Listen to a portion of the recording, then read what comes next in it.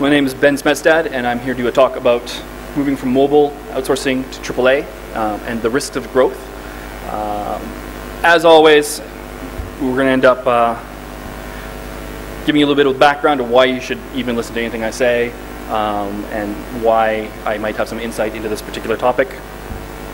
So I've over 20 years of making games. That's actually about 25 years, working all over the industry. You can tell from my accent I'm Canadian originally, but I'm now based in the UK. I've been a designer, producer, creative director, design director. I've run my own studio, studio head. I've worked in publishing as well as in development. So I've gotten to see pretty much all different aspects of game development. The nice thing about working for a publisher and a developer is you get to see both sides of a coin. They have very different responsibilities and concerns, and being able to understand, why is a marketing person asking for this from a developer's point of view is exceedingly valuable. And I've shipped over 19 games. That's me personally.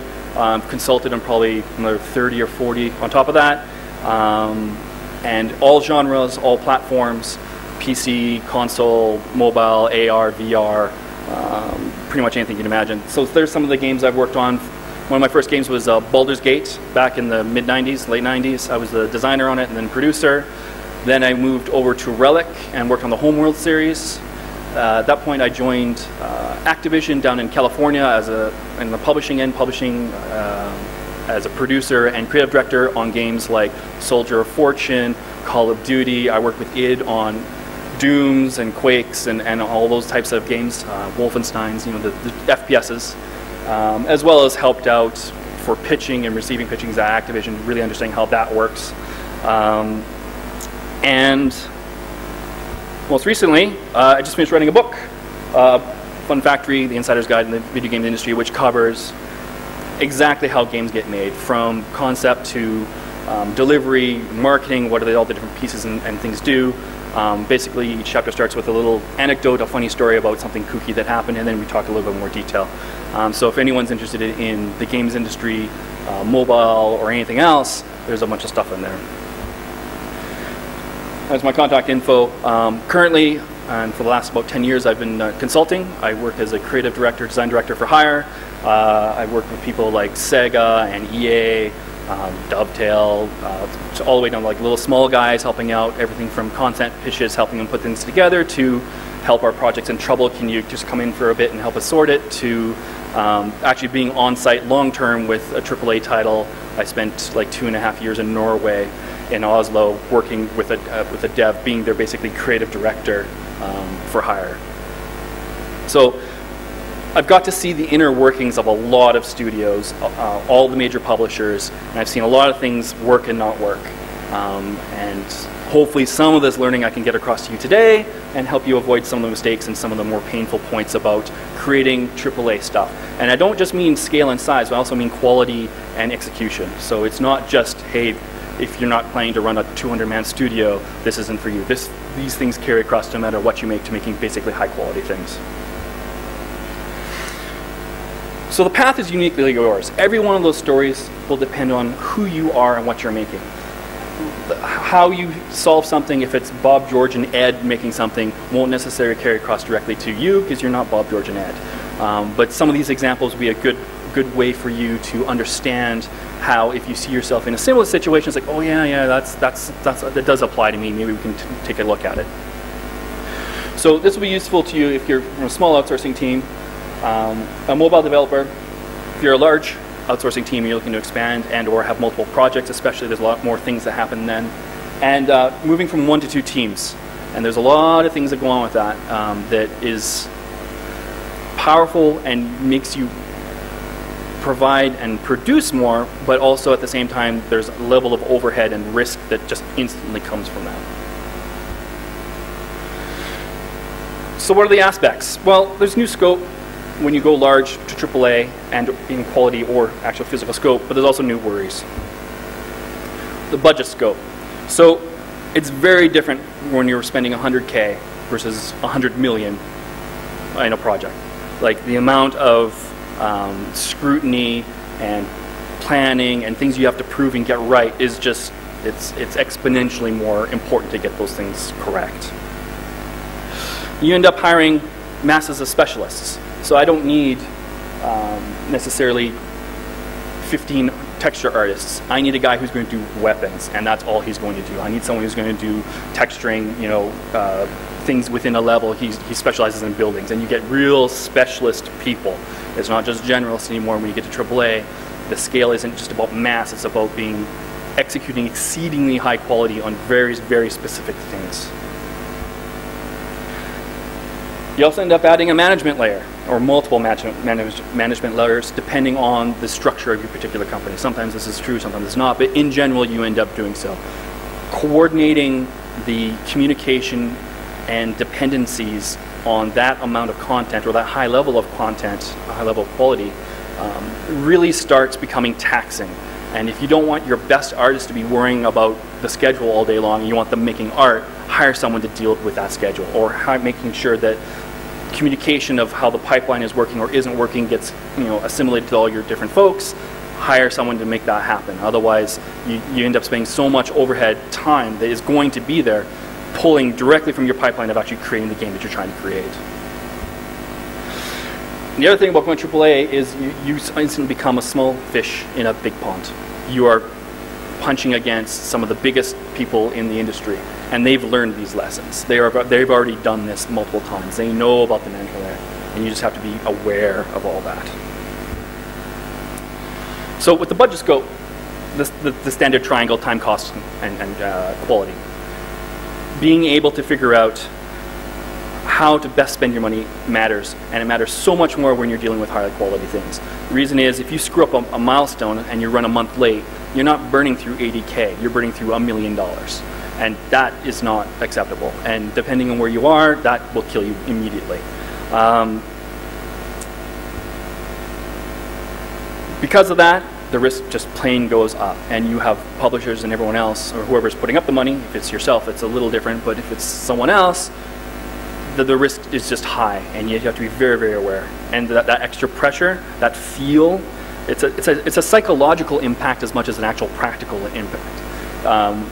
It's stressful worrying about, you know, making payroll every month, just if you're small or big, but when you got, you know, a VP of Activision breathing down your neck because there's a milestone due in a week, and you know what, we've put up $50 million, blah, blah, blah, that's a whole other level of crazy.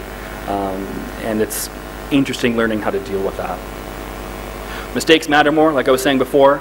If you screw up on a decision early on and you don't catch it, the cost to actually fix it is just that much more and that much more painful. So your planning and preparation matters. That is really, really is key to how to succeed in making a high quality anything. And there's just the practical bits of scaling. Office space and hardware, people dependencies, all that stuff just gets more. So dealing with 5 people, making sure they can function full stop, is a totally different thing than when you have 50 people or 100 or however many you end up having.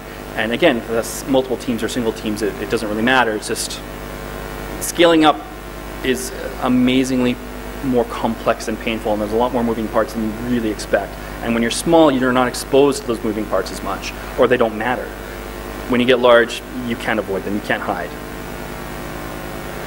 So start with the management layers. What your team really is, what the project really is the people who are working on it.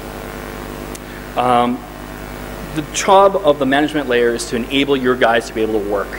They pull off the extra tasks, the extra bits of overhead, whether it's mindshare or actually tasks, to actually function and deliver their work. An artist should be doing art, a programmer should be programming, a designer should be sitting there working on the systems, not worrying about tasking out X, Y, and Z, or hitting a schedule necessarily, or managing a schedule. You have people for that. The other thing that changes when you get larger and have multiple teams is that you don't hire just a random schedule monkey. Like, you just don't. If I have someone who's putting together let's say managing the programmers, the guy or girl who's doing that should have a programming background, or at least understand it well enough because they got to interact with these people and talk to them on some sort of common ground and level, and understanding the content of the schedule, literally the content of the programming or the art or whatever. They don't have to be awesome artists and they're decide to go into it, but they need to physically understand what they're going to discuss and find important. Or someone says, my estimate of this is this, and it's like, well, did you think about that? The only reason you could question it or double check it or make sure sanity check it is if you understand it, and there's just no two ways about it. And the last and probably the most important thing about all this is management spend the time up front to plan. When you decide and discover a problem early on, you have many, many more options to deal with it. You have the extra bit of time that if you want to change the design to compensate for something you have to cut or change or whatever, you have the time. When you make a decision from a place of calm comparatively versus at the 11th hour you find out something's all screwed up, all your options are already off the table, or most of them, and it's just pain. If you plan up front, you avoid that, or most of it. Not everything's foreseeable. Things always go wrong inevitably, no matter if it's a small project or a big project or everything in between. But you need to understand that if you make the calls early and the decisions early, whether it's to cut or to change or to whatever, the decision making and the pain to actually fix it is incredibly reduced if you think it through up front. New market. You're playing with the big boys now. So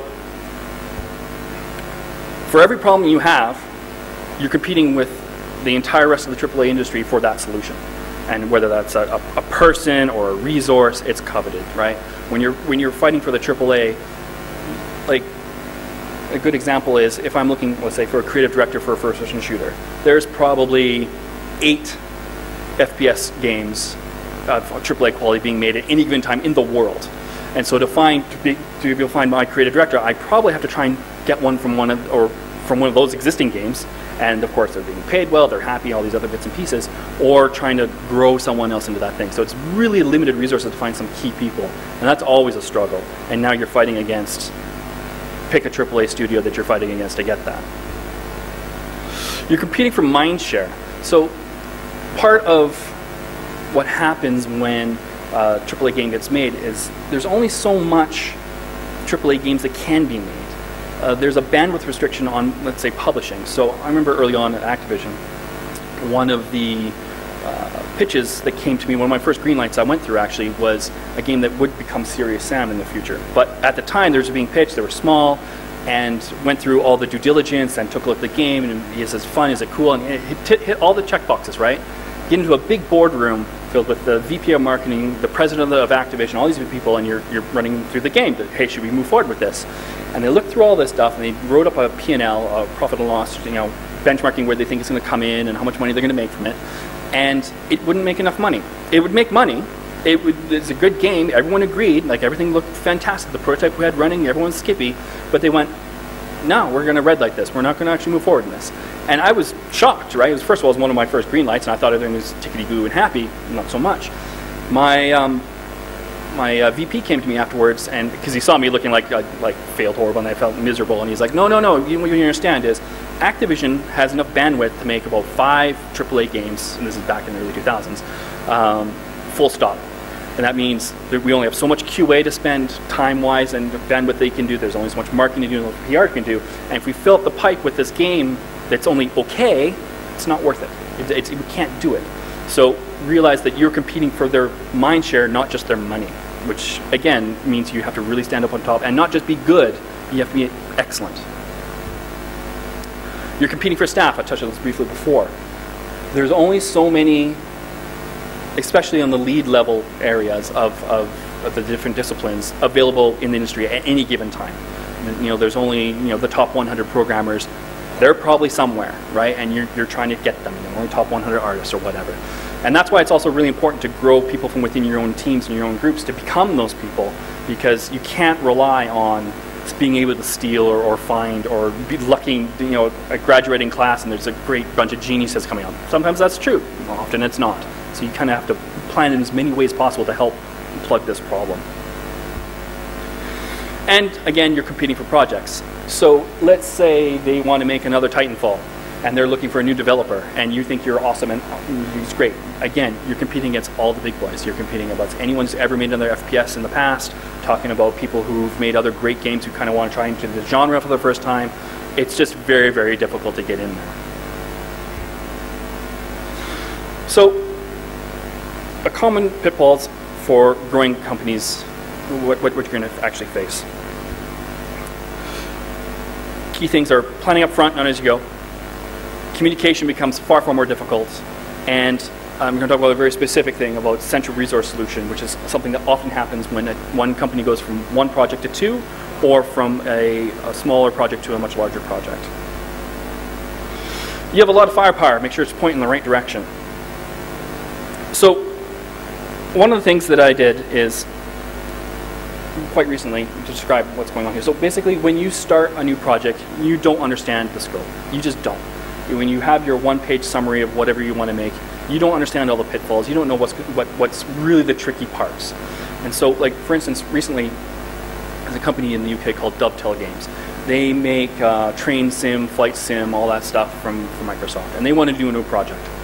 And they wanted to use an existing franchise, but they want to go a little broader, a little more, I wouldn't say gamey, but more fun than a pure sim. And they were like, we're not really 100% sure how to do that. Would you come in and let us know what you think? So I went there for 2 months. This is pre-production, before they had anyone on it, before any money has really been spent. And I mapped out the entire project. All this different major designs, all the major systems, and all the different ways that it plugs into their existing tech and all that fun stuff. And just really hashed out the problems and risk points. Sat down with all their execs and went and walked them all through it, and they could now properly understand that, oh yeah, we need to worry about this, we have to worry about that, and this, some parts of the scope made it a little smaller, a little easier for them, because we worked out, oh, actually we don't need all X, Y, and Z, and some things like some of the tech backbone, and if we were going to do challenges or whatever else, they have to have their server architecture all set up, and they realized it's like, actually there's a big chunk over here that is going to take a lot more time and a lot more effort, and they adjusted everything, and that's before penny one was being spent, right? Plan ahead, and you will figure out, and you need to break it down in that kind of level of detail, and you will lower the risk greatly. All disciplines need to be involved with that initial design. So I didn't just come up with this by myself. I sat down with all the leads, the tech director, art director, design director, all that stuff, and went, hey, what's good, what's bad about this game that you think is awesome, needs to carry across? Hey, what do you think are the things that should be going on in the future? What sucked, we should avoid, and oh my God, we'll never do that again. And then when I came up with the whole layout of all the features, sat down with them again. It's like, how feasible, how reasonable is this crazy? I think that, as a creative person myself, I'm a creative director by trade. I think it's cool. It doesn't mean it's possible. And the more experience you have, the more accurate you're at. And like my estimate is, like, generally when I come up with a feature, I know how tough it is to put in because I've done it 40 times, right? But every once in a while, especially it's a very, very new thing. And maybe they have their own tech, and I don't understand necessarily the nuts and bolts of how something's put together, I might ask for something that seems very simple, and it's really not. It's like, that's 2 man-months worth of work. You want me to put this one little thing? Okay, fine, whatever. But that's why you involve these people up front before, again, you spent penny one, and go, okay, is this good? Is this bad? Is this crazy? Is this whatever? And they'll tell you, and then that helps you just narrow it down. A few extra weeks of pre-production can save you months of work. Now, depending on the scale of your project, that might change. If you're talking, if your whole project's only 6 months long versus 2 years, obviously your pre-pro time scales appropriately. But for any AAA game for me, I'd like to spend 2 months up front before anything happens and just do some of those steps up front and just figure out, oh my God, what kind of suicide mission are we putting ourselves on? We should fix that before you actually get in there. Because again, you discover this stuff early, you can adjust and fix. If you discover this stuff at month 11 or 12, it's just panic decision making, pain and suffering, and it is avoidable. The vast majority of it is absolutely avoidable. Meetings matter, and that's not entirely true. The point of meetings is to communicate. Meetings suck, and bad meetings suck more. So it's about highlighting the risk as soon as humanly possible. Again, making decisions from a point of calm versus making decisions from a point of panic. The results on quality is night and day. If you're making AAA quality or AAA scale, you cannot afford to make those decisions and under pain and under stress and under panic. You need to do it up front. or you just fail. You'll make something that, if you're lucky, doesn't ships, but is mediocre, and that's the best case scenario. You just can't afford that. But early is being able to manage resources and expectations. So you don't work in a vacuum. You're working with a publisher, you're working with QA, you're working marketing, you're working with many other different people, and they have to adjust their plans too. So it's not just, oh, by the way, we've cut this feature, marketing, please don't put that as a bullet point in the back of the box and we won't say anything about it in an interview. It's like, no, that changes their entire tack of how we think we should market this whole damn game, right? They need to know that as soon as humanly possible. And it's because it's a collaboration, right? You need to work with these people to make sure they can do their best job. There's nothing worse than you doing your best job on your game, and then these other guys let you down because you just didn't talk to them enough. They don't understand where you're coming from or when things changed. And things change. It's not always about the meeting itself, it's the communication. So if you're doing it via wikis, if you're doing it via Slack, if you have regular stand-ups, it's a combination of all these things. It's documenting your code, documenting your features, and making sure that if there's questions, they're asked as humanly possible. Whatever pipeline you need to do to set up to make that happen, great, whatever works for you. If it's a small team, you're all sitting around the same freaking table with computers right there, it's really easy. You just lean over, hey Bob, I'm changing this, okay, cool. But when you get larger scale teams and larger multiple projects, that just doesn't work anymore. You need to find other ways to communicate. And with communication, again, you will just avoid all these pitfalls. Or when they come up, and they will, you can deal with them that much easier. So one of the things when you get larger, especially you go multiple teams, even if it's multiple mobile teams, multiple small teams, one of the things that comes up as a solution, and it is in general a good solution, is a central resource.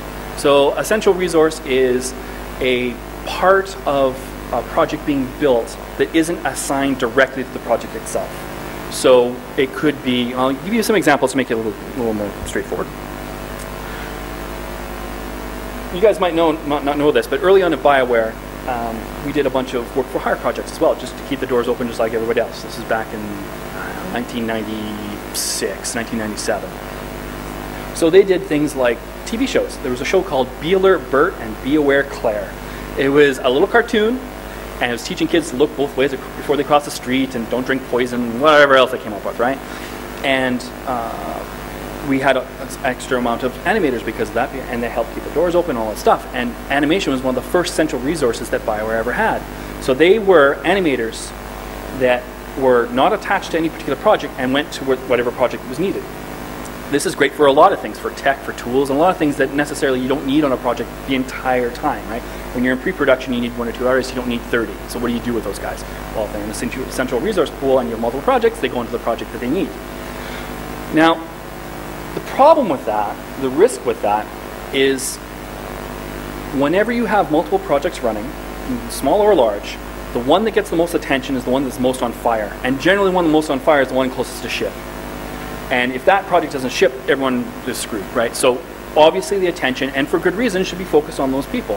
The problem is that central resource is supposed to be on project 2, not project 1 that's about to ship. But they all get yanked onto that other project to make sure it gets done. The big mistake is project 2 has not adjusted their schedule enough to allocate the fact that they've lost a resource, they've lost their people. So what happens is, let's say Be Alert Bert, as a random example, was running late and they have to hit their deadline. Well, I lost a lot of Baldur's Gate animators who were working on our cutscenes because they had to finish this because this is due next week and Baldur's Gate's not due for another 8 months, right? Don't worry about that. Yeah, worry about that, because what happens then is they come back to us and they're behind the 8 ball again. They're behind. And so where were you? Well, we'll steal some, oh, now Neverwinter Nights doesn't get their animators because now we have them. So you're constantly going from fire to fire, problem to problem if you don't compensate for those things. So that's just a big risk of, specifically, generally art stuff especially. When you have multiple projects, if you shift resources, be honest with yourself. Don't say, oh, they'll just catch up. No, they won't, because they need to go home and sleep and see their girlfriends and wives and siblings and children as well. So it just doesn't work that way. So when you shuffle things, adjust everything in the pipe, everybody's pipe. Another example that tends to get into the middle is tech, and especially engine. So working, good examples for those are when I was working with id Software on the Doom and Quake and stuff, and Crytek when I was working on Crisis 2 and 3. Crytek and id are tech-driven companies. They are companies who, their resources, their focus, their experience really focuses on their technology. And they are absolutely separate from the projects they actually run. Like, there's a tool team with like, or a tech team with like John Carmack and a surrounding of a few other programmers. And then you have games being built around them. And they talk back and forth, obviously, but they're doing their own thing. They're off going, being creative and reinventing the industry every 5 years, right? That's what they do, and that's great. Problem is, when you're developing something with tech that you don't control 100%, you get into weird problems. So, any game, I'm not going to say which one, was in production, and we were approaching alpha. And we got word from their central engine teams, like, we're going to rewrite the animation system. Don't worry, everything will be backwards compatible, not going to affect you. Yeah, it's totally screwed us, right? Because they changed it, and it was better, and this for good reasons, and all the other things. But they're worried about their things, not about yours. So making sure that you are on their roadmap, knowing, hey, we're going to be alpha around this, please don't pull the rug out from under us at this point. Please and thank you. So that level of communication needs to happen.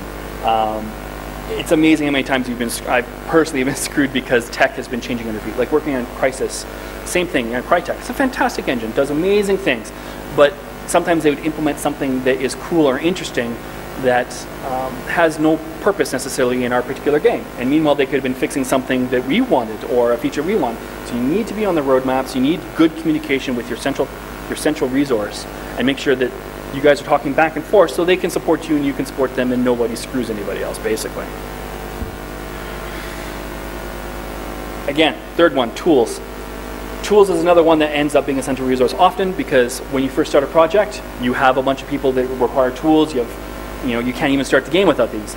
But as the project gets more mature and keeps on going, or if it's a sequel or whatever else, those tool guys don't need to be there really anymore. It's a bit of a support, a few extra features, but they're on to the next project, right?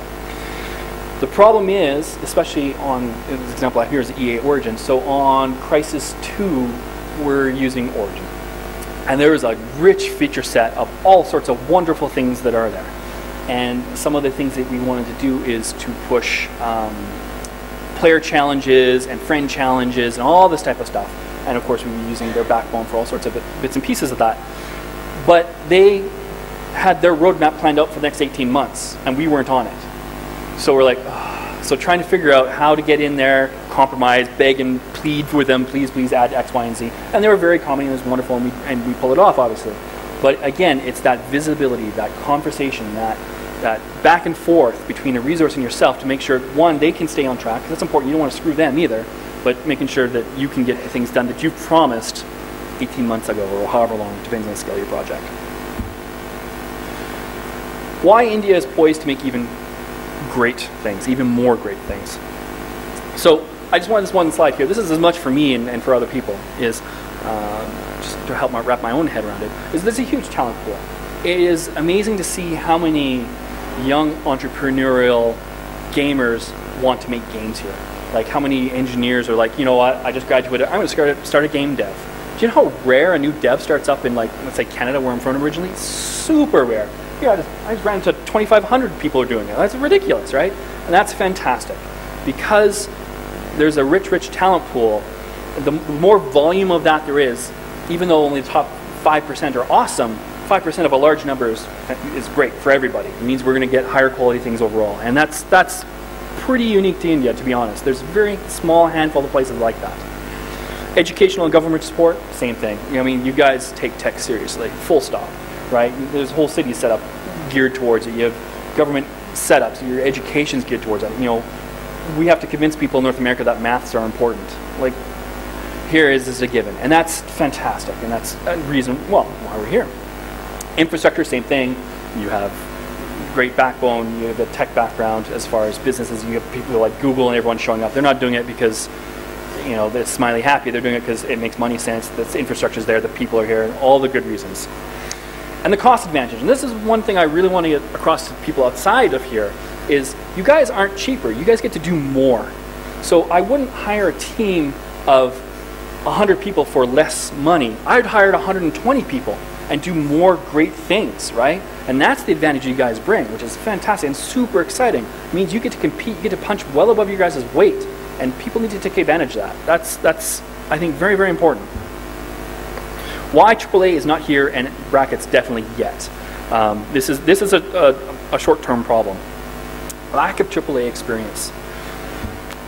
AAA specific unique talents are required. So there's very specific skill sets, usually gained through experience, not, I've shipped tons of AAA stuff. It's not because I'm freaking hugely talented. It's because I've been around, I've learned from very smart people, and I've experienced and gone through the grind and learned my lessons along the way. AAA talent is global, and you need to think for global solutions. And this is something else I think that's not really being discussed or kept in mind when putting together teams and projects. And we should definitely talk about more. So, sorry? I think so. Maybe I'll come back to it afterward. Yeah. Where are we? This one?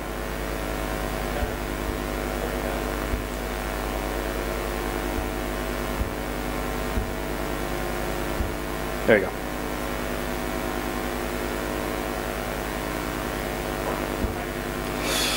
So the thing is being able to point to a single success is a big, big deal. Once it's cracked, it's cracked. It just is. And a good example of that is a CD Projekt in Poland. So I first met CD Projekt Red as they are now known, back in 1997. And they were doing localization. Like, they weren't making anything, like, at all. And they were doing the localization, a Polish localization for Baldur's Gate. And they were emailing us constantly and being super excited. They didn't even have the contract yet, right? They were super excited, they were really into it, and they were trying to get the contract negotiated, and they were asking us all sorts of like game questions and stuff. They weren't just localization people, you knew that from the get-go. And when they finally got the contract, we were like, okay, we'll send you the build, and we'll give you the tools so you can extract the text and all that stuff. And they said, oh, no, we already did that. And we're like, what? They basically reverse engineered the game on their own time, ripped out all the text, localized it ready, and they're just waiting for the official green light okay to ship the damn thing. They were just that excited to be a part of it. You fast forward, oh God, Witcher 1 was what?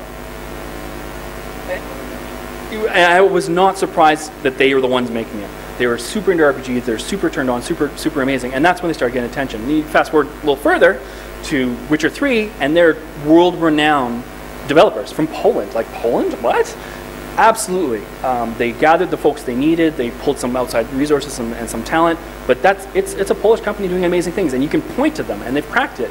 And because of that, you like People Can Fly with like Bulletstorm and stuff like that. There are spin-offs from that, because they showed the path, they showed the way, they learned the experience, they got the talent, and that then spins off new studios who then instantly have a leg up because, oh, look, they're the ones that do it. We know how to do it now too, right? It's a big deal to be able to point to success. And India is going to get their AAA example to point to, and that will change everything. How India does it will be different than how the US, UK, or anywhere else does it. Because, much like all the other things that come up with scaling, it depends on who's involved. You know, every solution is different. I think you guys have some amazing advantages that nobody else has, and you have very specific challenges as well that no one else has. And again, I just want to stress, I think it's a temporary issue. And honestly, once it gets solved, I think the West is kind of screwed. Between China and India and stuff, with all this raw horsepower and raw talent, once you get that cracked, you get the right teams and the right things together, and you start delivering AAA, you'll be able to deliver AAA beyond anything anywhere else can. And that's both great, I think that's awesome, but it also scares me because I like to work too. So, you know, we'll see how it goes. You guys can hire me too, don't worry, I'll move for you if I need to. 2007. From 10 years, they went from localization to making literally one of the world's highest rated and game of the year in like every territory you can possibly imagine on console. That's impressive. That is very impressive. Believe it or not everyone lives in India. Bringing in leads or management from abroad is the simplest solution to solve some of these problems.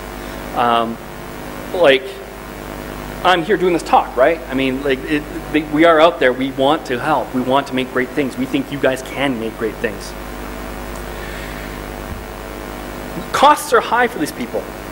They are going to expect certain amounts of money because they're senior level management or whatever. But it's not as expensive as doing the wrong thing with 120 people for a month or two. Trust me on that. You know, $3 million of burn rate. I don't cost if you want to pay me $3 million to be here, happy to do so. But that's not the cost, right? So it's important to bring the right people, and spending a little extra money to do so is probably a wise thing to do. And the other reason why you want to bring these outside people is people like myself have made every conceivable mistake you can possibly imagine. We can make new mistakes now. Let's go work together and make new mistakes. We can skip all the easy ones. And it's important because we're limited time, limited budget, even on AAA, especially with the pressure being more and the risks being more and the expectations being more. If you can skip a lot of that crap and go straight to just making cool stuff, everybody wins. And again, experience means it's avoiding problems. So for those of you who've made more than one game, you realize on your second game or your third game how much you just get to skip straight to the good stuff and avoid the horrible pitfalls. AAA is no different. It's exactly the same thing. Talent is where the talent is. So part of the ways to solve this is, one, to import people, but the other way is to multi-studio development. Branch out. You can branch out to places where the talent happens to be. You don't have to necessarily move them here. The way technology works nowadays, this is not a problem. I remember in about 2001 in Activision, IT being in the main boardroom on the second floor installing this crazy teleconference system was tens of thousands of dollars. It could connect to the UK office and that's it. And they did the same amount of work. It's thousands. And now you just like punch up Slack in your iPhone and you're good to go, right? There's no excuse now for us not to be able to talk, communicate, and keep that pipeline tight and good and anywhere in the world. It's irrelevant where people are anymore, as long as your communication pipes are there and you use them. This allows you to be able to make your development hubs where you need them. I don't have to worry about getting a visa for my Turkish lead designer if he's still in Turkey, because you don't, all these extra headaches that bring people together. And sometimes that works and sometimes it doesn't, and it really depends on the responsibility level. It depends on the individuals. You need more mature people to be able to work remotely for X, Y, and Z, but it really can solve a lot of your problems. Later on, I'll give you a case study of a company I work with in Norway that does this very, very, very well. So a couple more first-hand examples. So BioWare one and then ArtPlant one. So the BioWare one will talk about growths from the late 90s when we went from very, very small to very, very large. And ArtPlant is the multi-hub kind of solution and how that allows them to do great things.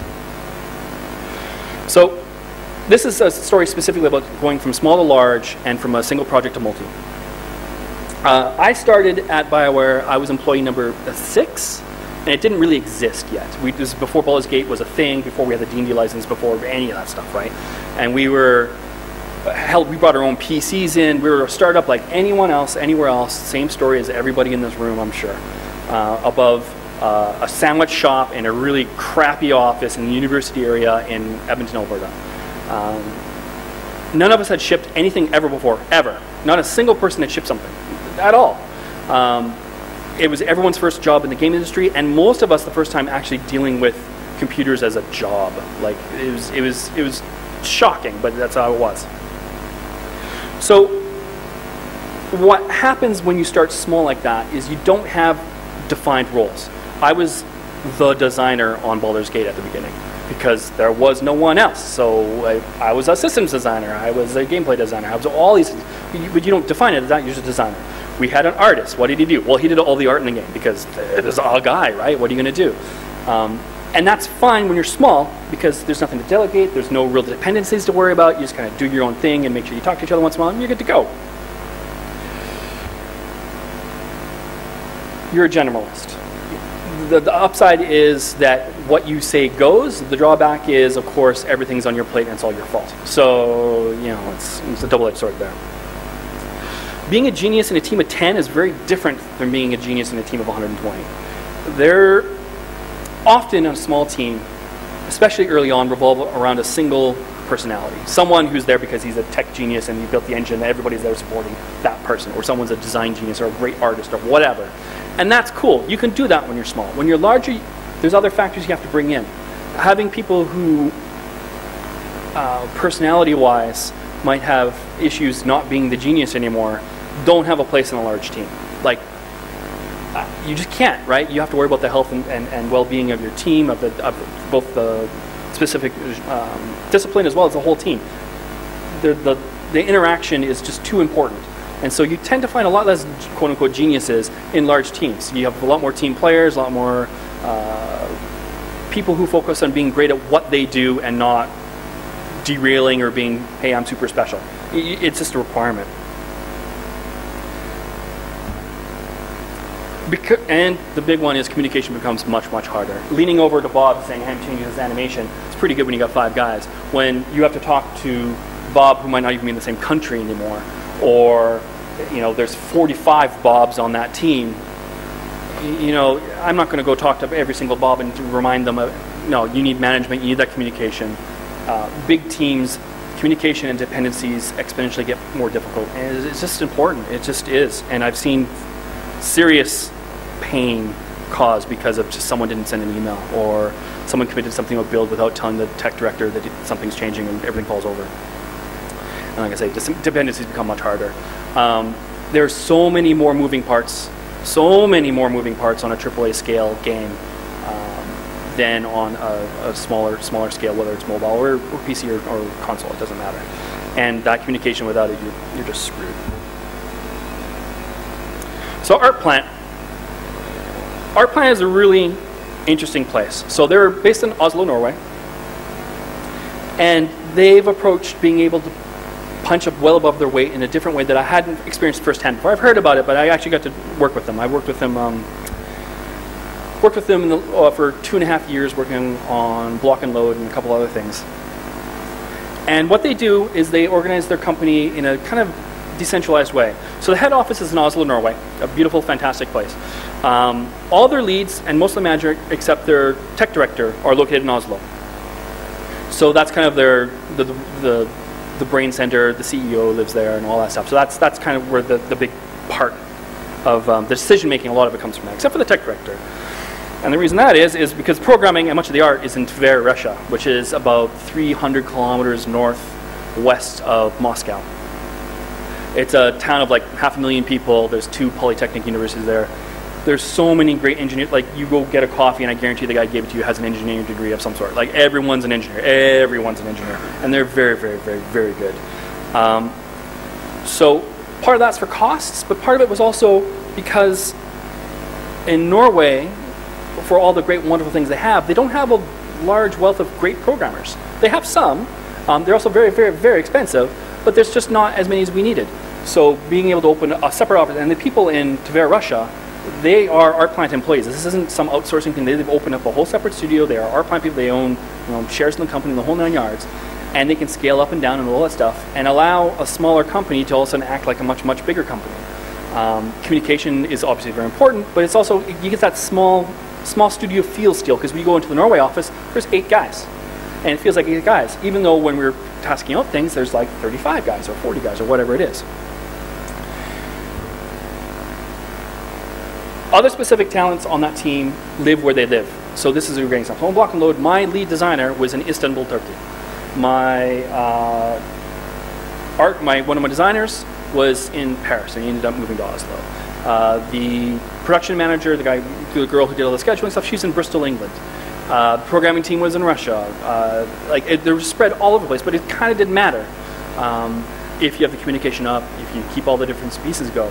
So as a solution for India, for instance, if you have a great engineering group here, but you want to outsource art to somewhere else, or more accurately, expand your team to be somewhere else. If you find there's a great art hub in China, open up a Chinese studio. Hire 16 guys who are awesome that needs to go, whatever your requirements are. That is an option, and a very viable option. You don't have to grow here, and it can avoid a lot of problems that way.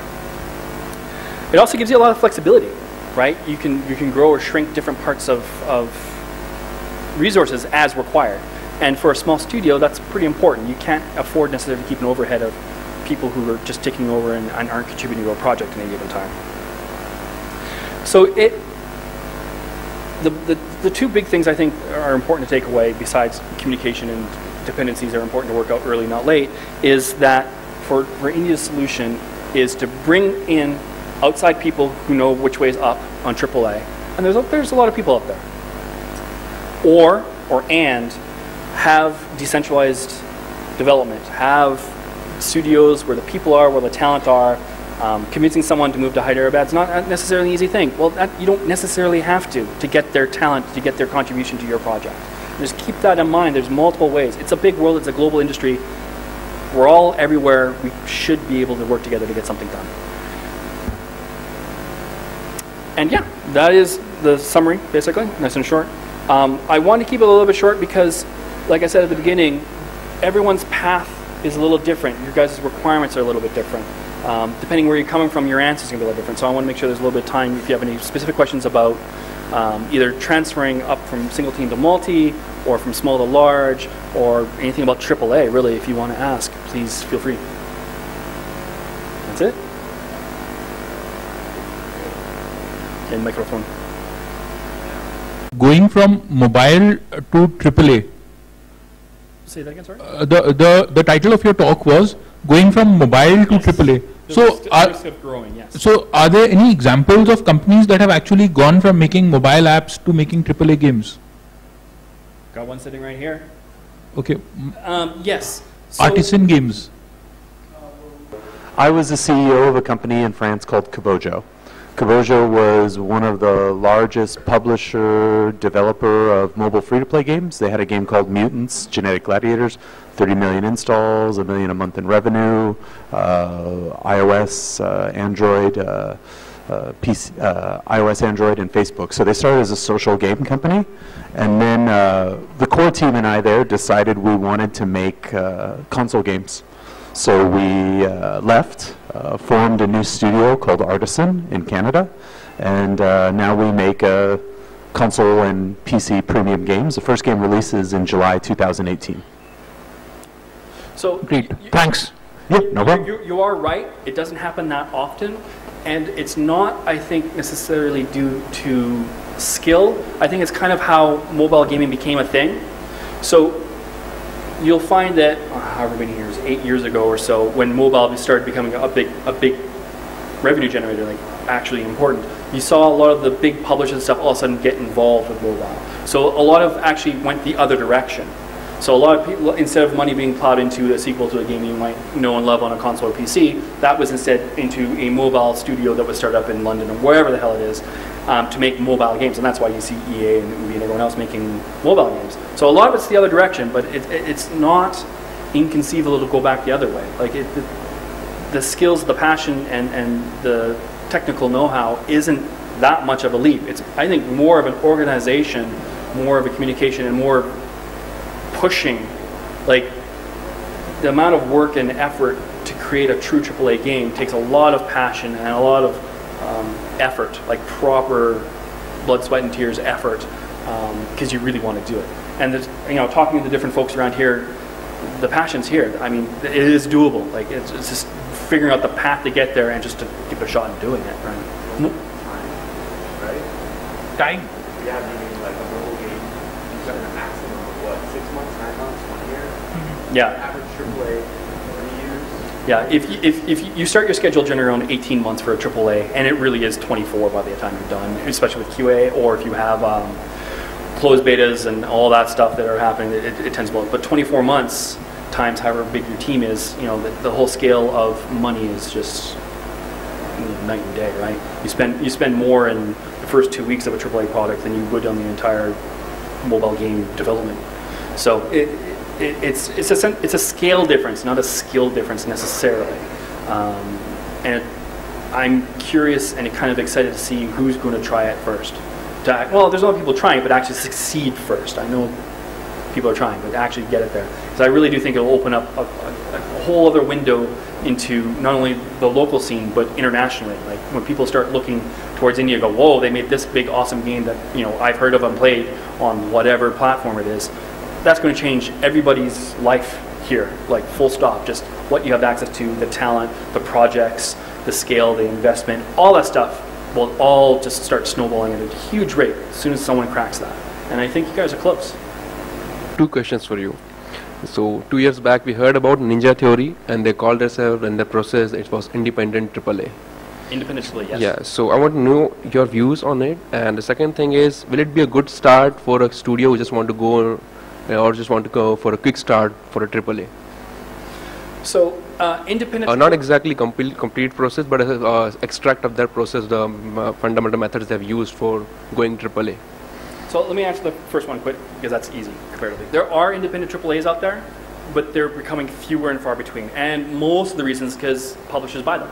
Like the Titanfall guys just got bought, right? There's a perfect example of an independent AAA, and they were technically independent. There's some other things that make it a little more complex, but fundamentally they're independent AAA. They prove themselves with a title, and a publisher picks them up. And you take a look, BioWare was the same thing. They were independent, EA picked them up on. Point to somebody, and they generally get it up. So independent AAA, in general, is not a long-term thing.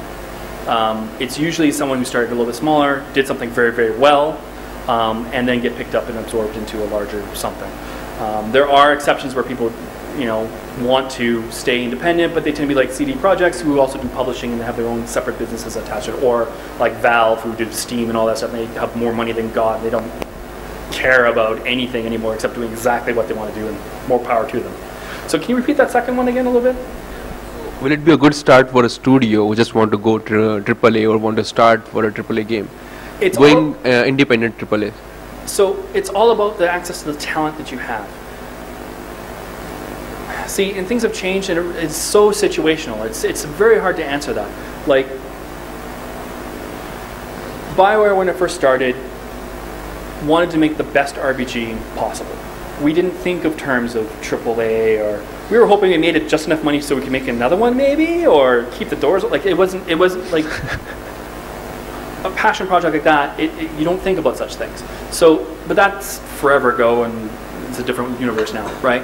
It's AAA is more about quality and being able to execute at a quality level. So you can still have a very small scale, relatively. You don't need 200 game hours and whatever the hell else you want to call AAA. It's not about scale of content, it's a scale of quality. And so then once you kind of describe it in that context, then it's about the people you have access to. If you have like awesome world-class artists and programmer and stuff, and you know exactly what you want to make, yeah, go for it. Absolutely. There's no reason why not. But it is about that high quality level execution. That's what defines it. It's not, are you going to be able to pull it off in the first go? Depends who you are and what you've got. Like, yes, it's absolutely possible. Is it likely? Probably not.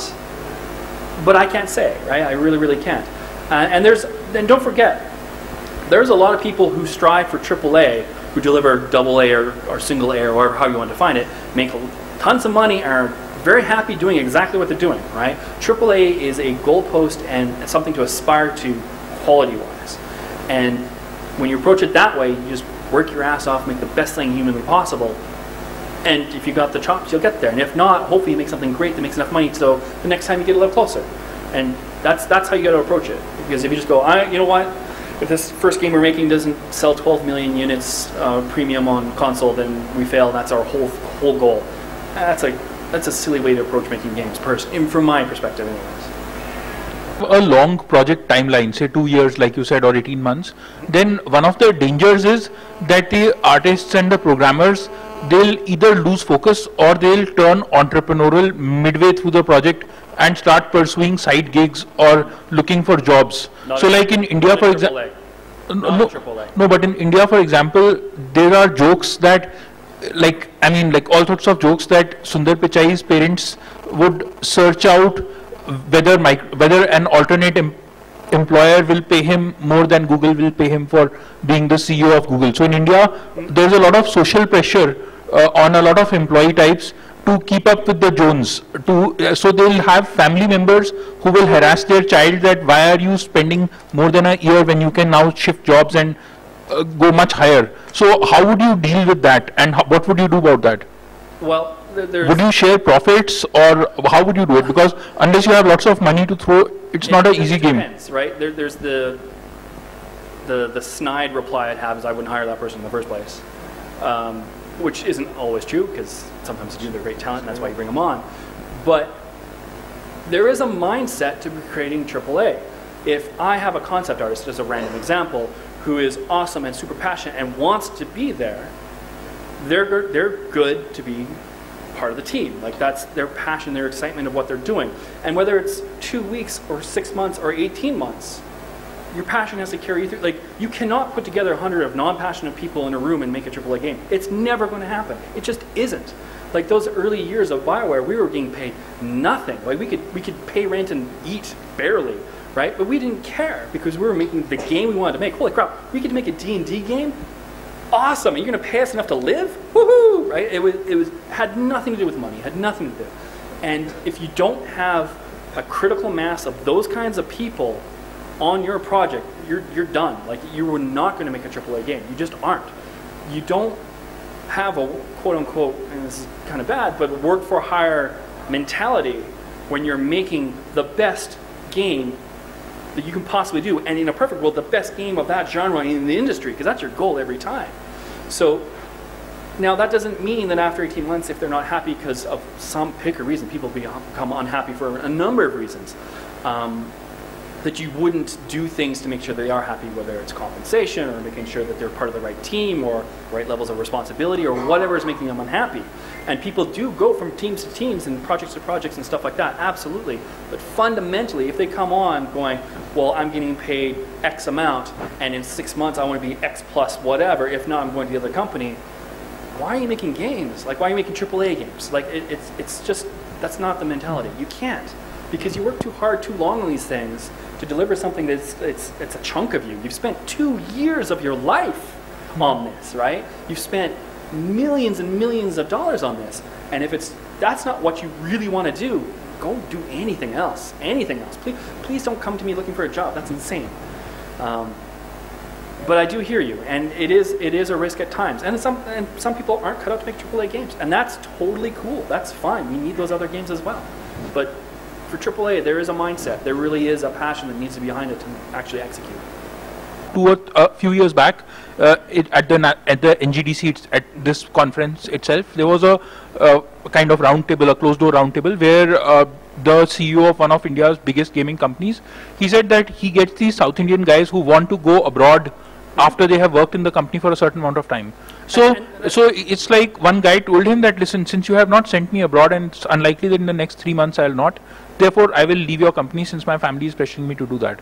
So this guy, he says that he quickly found he quickly, no, but in this case, this particular gentleman who was telling us, narrating this, he said that he quickly found a conference which will happen in just exactly the amount of time it would take to get this guy a visa, and told him, dude, you're traveling. He was probably a bad hire. No, what I'm trying to say is that when this sort of a ground reality exists, I'm sure based on your experience, you'd have some perspective or insight, even if you don't have a solution, about getting past stumbling blocks like these. If I'm starting up the next Assassin's Creed, and I say, you artist person, you're awesome, come join my team. You're going to make one of the best, most high-profile games you're ever going to make. It's going to be the best thing. You're going to tell your kids about this, right? If that's not enough to get him excited to be there, I can't help you. Like, if the guy's coming because he wants to move to the UK for 3 months to get a visa so that he can live there, like, I wouldn't hire him. Like, he's the wrong fit. And those people exist, and that's great. But that's why it's up to you and HR and to freaking interview well to find out the real motivations. If he comes in and goes, yeah, I program, but I want to be home by 4, and I don't really play this genre, and I really don't care about this game, and, well, you know, the UK is kind of the hub for a lot of game making stuff, and it's like, okay, warning flag, warning flag, warning flag, warning flag. It's like, shake his hand, thank him, get him on the next plane home, right? I mean, it's just being blunt is you shouldn't come across that position because you need to stop that from starting. And that's the short answer is like, yeah, that was a bad hire, sorry. There's no room for it. There just isn't. Solid, good work, and they go home. And that's fine, right? There's absolutely rooms and places for all professions, all disciplines to do that. But if it comes down to they're using you to gain experience and move on, it happens. I mean, they might be there just to deliver that awesome Assassin's Creed game or whatever, and then go try and get a job at somewhere else. I mean, yeah, okay. If you're willing to keep them, you up their salary or do whatever you're going to do. But if not, that's okay, because you know what? Whatever team he went to, I probably just stole 3 guys from them too. So it's okay. It's all good. We're all trying to make fun stuff, right? And building and scaling a tech company and competing against behemoths like Unity and Unreal, you still think it's a good idea to do that at this day and age? And the reason why I would say yes is because before Unity, we didn't know we needed Unity. It's really hard for me to say we're at a finish line at any particular piece of tech, because we're not, because every time we turn around there's some new plugin or tool or pipeline or whatever that, oh my god, we can all of a sudden do all this stuff and it didn't exist a year ago and now we're awesome, the world's a better place for it. So it really depends on the soundness of the tech you're trying to create and promote. And even if it seems niche, you'd be surprised how big that niche might be, and it depends. I don't think developing a tech company has any more or less risks than doing a AAA. It's a similar kind of risk reward, similar kind of audience, similar kind of stuff. So just because Unity exists doesn't mean you shouldn't try to create something of your own. Because before Unity, you're using what? Whatever it was, you don't remember anymore because Unity's better. Well, you could be the next better than Unity, right? I don't know. But there's no reason not to take a look and try and explore that market. Talk to developers, especially. What do they want? What do they need? What's Unity or whoever else letting them down on, and what they wish they could do? What, you know, here's what Unreal doesn't support. Oh my God, I wish I had that. Well, maybe that's a great thing for you to fill that hole, right? It really depends. But I think there's always room for innovation, and people will come to you if you make something good. It's as simple as that. As a follow-up to that, do you think Unity or Unreal would catch up to your differentiating factor if you come about? Sorry? Do you think they would be able to catch up with you if you have a differentiating factor from them, because they're already at scale and they can react quickly? Yeah, big boys stealing your lunch isn't new. Talk to Apple and all the innovative, cool apps you download that does something you wish Apple did in the next update. They then add that to their core functionality, and those poor guys making those apps lose out. It absolutely could be a risk, but there's also room for adding specific tech for specific needs that are, like, you find, I don't know, let's say I'm making a game and I wish Unity really did that, and what your company does is fill that technology need in that in between that thing. It doesn't matter, you sold it to me once, I'm using it, you've made your money, off you go, right? So there's always room for be middlemen in amongst the tech that's already there, or try and push beyond and make and deliver something that Unity will never do, because they can't, because their architecture will never be able to support X, Y, and Z or whatever. So there's always room, and it's about picking your fight. And yeah, it's a risk. They could also decide, we really like what you did, we're not going to buy you, we're going to spend $5 million and we're going to develop ourselves and just add it to our functionality. Always a risk, unless you trademark specific and copyright code and things like that. But even then, they have more money than you, right? So it's a risk. I think we just have time for one last question. Of what would you consider a minimum viable AAA? Like, quality, yes. Revenues, yes. But how long? Like, would it be hours? Like, what is the smallest game or shortest game that you can make and still call it AAA? That's a good question. It depends on the genre and the platform. So we were talking earlier with something like Monument Valley, which if you guys have played on Tile or wherever else, that's a AAA quality game. Like, it just is. Although it's very simple, very focused, the delivery quality of both the puzzles and the music and the art and everything else like that and how it's delivered, that arguably is a AAA game. You don't have to be a Call of Duty, and if you're anything less, you're not a AAA. That's insanity. So I think it depends on what you're trying to deliver. Things like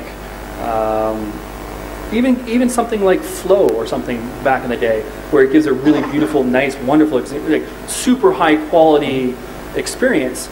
I mean, I could write the design doc on that on the back of a napkin, right? And it doesn't matter. It's just super high quality. It delivers an experience that is unique and special and of super, super high quality. That's what AAA is. It's not really about scope. I mean, scope does figure into it for some genres, especially you make a 2-hour-long RPG, people are like, what the hell are you doing? But, you know, there's many genres and many platforms where you don't need a lot of content to pull off the high quality and you call AAA, for sure. Thank you.